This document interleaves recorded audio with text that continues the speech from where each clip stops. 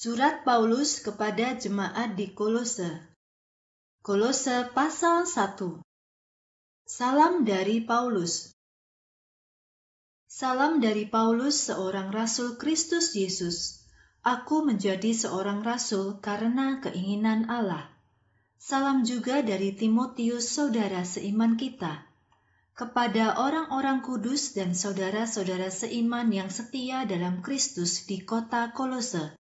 Anugerah dan damai untukmu dari Allah Bapa kita. Doa dan ucapan syukur Paulus. Kami selalu bersyukur kepada Allah Bapa Tuhan kita Yesus Kristus setiap kali kami berdoa untukmu. Kami bersyukur karena mendengar kabar tentang keyakinanmu kepada Kristus Yesus dan kasihmu kepada semua orang kudus.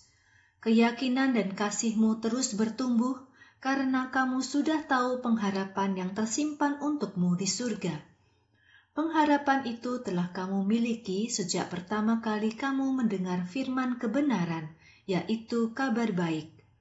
Kabar baik itu telah sampai kepadamu. Di seluruh dunia, kabar baik itu terus berbuah dan tersebar. Begitu juga di antara kamu, sejak pertama kali kamu mendengar dan memahami kebenaran anugerah Allah. Kamu mendengar kabar baik itu dari Epafras, teman sepelayanan kita yang terkasih, seorang pelayan Kristus yang setia untuk kita. Ia juga yang menceritakan kepada kami tentang kasih-Mu yang berasal dari Roh. Karena itu, sejak kami mendengarnya, kami selalu berdoa supaya Allah memberimu pengetahuan tentang keinginan Allah melalui semua hikmat dan pengertian rohani. Dengan begitu, kamu dapat hidup dengan layak di hadapan Tuhan, menyenangkan Dia dalam segala hal, menghasilkan buah dalam semua pekerjaan baik, dan bertumbuh dalam pengetahuanmu tentang Allah. Allah akan menguatkan kamu dengan kebesaran kuasa-Nya yang mulia, sehingga kamu dapat bersabar dan tidak menyerah ketika menghadapi kesusahan. Dengan gembira, bersyukurlah kepada Bapa yang telah membuat kamu layak mendapat bagian dari apa yang sudah dijanjikan Allah untuk orang-orang kudus-Nya yang hidup dalam terang. Allah telah memerdekakan kita dari kuasa gelap dan membawa kita kepada kerajaan Anak-Nya yang terkasih. Di dalam Anak-Nya kita telah ditebus sehingga dosa-dosa kita diampuni oleh-Nya. Kristus adalah yang terutama dalam segala hal. Anak itu adalah gambaran dari Allah yang tidak kelihatan. Ia yang pertama di atas semua ciptaan. Melalui kuasa-Nya, segala sesuatu diciptakan, baik semua yang di surga maupun di bumi, yang kelihatan dan yang tidak kelihatan.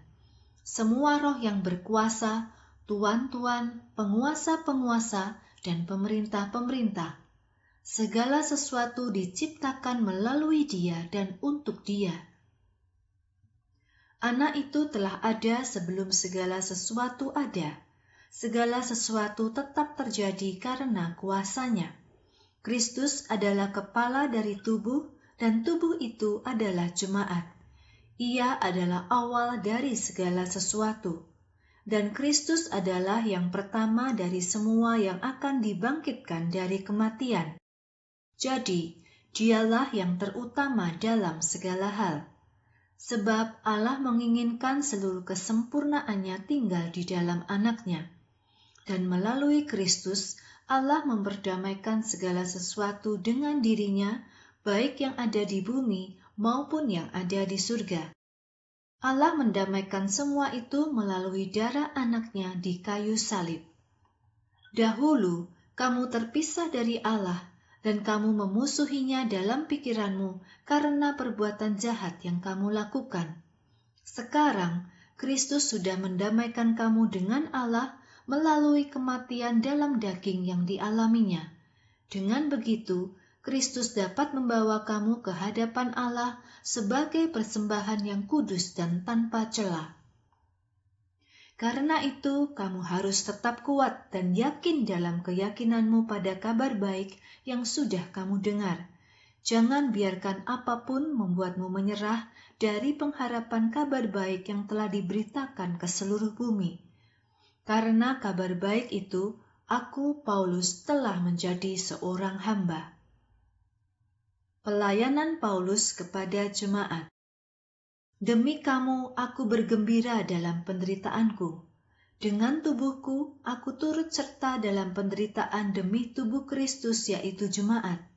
Begitulah aku melengkapi penderitaan yang masih harus ditanggung Kristus. Aku menjadi pelayan jemaat karena Allah memberiku tugas khusus, yaitu memberitakan seluruh firman Allah kepadamu. Firman ini adalah rahasia yang tersembunyi dari generasi ke generasi, tetapi sekarang dinyatakan kepada umat Allah yang kudus. Allah ingin agar umatnya mengetahui betapa kaya dan mulianya rahasia itu, yaitu bahwa Kristus hidup di antara kamu dan dialah pengharapan akan kemuliaan. Kami terus memberitakan, menasehati, dan mengajar semua orang dengan menggunakan semua hikmat. Dengan begitu, kami dapat membawa setiap orang untuk bertumbuh dewasa di dalam Kristus. Untuk itulah, aku bekerja dan berjuang dengan segenap tenaga menurut kuasanya yang bekerja di dalam diriku.